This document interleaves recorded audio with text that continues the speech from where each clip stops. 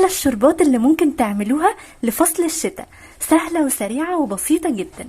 شوربة العدس الشتوية بطريقة حكاية بكل اسرارها وتركاتها، وازاي تطلع معاكي بقوام كريمي وطعم حلو. اسمي ريم ودي قناتي، ما تنسيش تعملي لي لايك حلو للفيديو ومتابعة حلو. حلة عندي على النار، هننزل بنص كوباية من الزيت، حوالي 6 معالق او 7 معالق. هنزل عليهم بتشكيلة حلوة من الخضار، بصل وجزر وبطاطس وطماطم، حوالي حبيتين 3 من كل حاجة. وهندي تشويحة حلوة قوي للخضار ده. تقطيعة الخضار مش هتفرق خالص، مكعبات او دواير او انصاص براحتك قوي. انا مقطعة 3 طماطمات وبصلتين كده متوسطين وبطاطساية واحدة على جزرتين برضو متوسطين. عندي ربع كيلو من العدس الاصفر، بشتريه مغلف او سايب زي ما تحبي. بنقيه كويس قوي وبعد كده بشطفه شطفتين 3، وده شكله بعد ما بشطفه او بغسله. ما نبالغش قوي في غسيله عشان بيبقى فيه كمية نشا حلوة. التشويحة حلوة كده. كميات الخضار عندي زي ما تحبي، ممكن تزوديها او تقلليها عادي. بياخد له حوالي 7-8 دقايق عبال ما تحسي ان هو دبل وشرب من بعض. مش هتفرق تقطيعة الخضار خالص في شوربة العدس، في الاخر هو هيتضرب بالهاند بلندر او بالخلاط وهيبقى بيوريه وناعم. اهم حاجة معانا بس التشويحة اللي هي على النار دي، تفرق قوي قوي غير السلق خالص. وشوحنا كمية الخضار بتاعتنا وهننزل بعد كده بالعدس. شايفين التشويحة دي هي اللي بتدي الطعم كله. هنزل ب7 كوبايات من المية، حوالي 1.5 لتر او 6 كوبايات او 5 كوبايات، يعني مقدار المية هنا في ايديكي، زوديه او قلليه مفيش مشكلة.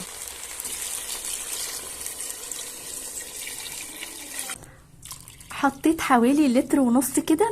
العدس بتاعنا في نص التسوية، حباية الخضار كده دابت دوبان، البطاطس والجزر والطماطم.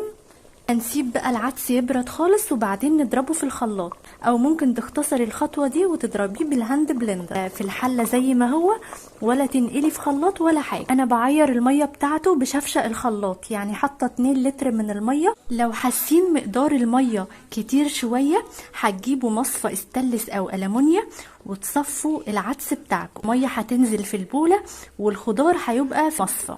بالشكل ده هتضربوا الخضار لوحده وتزودوا عليه المية بالتدريج. هتخلوا بقى قوامه تقيل قوامه خفيف زي ما تحب، تتحكموا في قوام العدس عامل ازاي. المصفى معاكم هتبقى حل هايل. العدس اللي نازله من الخضار دي الشوربه اللي اتصفت من المصفى زي ما احنا شايفينها، هنزود كده منها على العدس واحنا بنضربه في الخلاط. خدت نص كميه العدس وعليها نص كميه الميه، وبزودها كده واحدة واحدة على المقدار وبضربها في الخلاط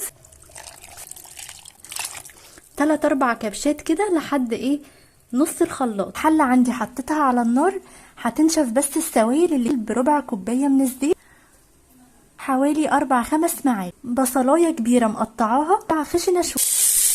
هنشوح في البصلايه 5 دقايق كده وضربنا العدس بتاعنا زي ما احنا شايفينه، والقوام بتاعه كريمي كده وحلو قوي. زودوا بقى فيه الشوربة، قللوها مفيش مشكلة. هنضيف على العدس دلوقتي نص معلقة من الكزبرة على الكمون ونص معلقة ملح. نسيبها كده تغلي غلوتين 3 عشان القوام كمان يظبط اكتر. غلى غلوتين كده على النار وقفلت عليه النار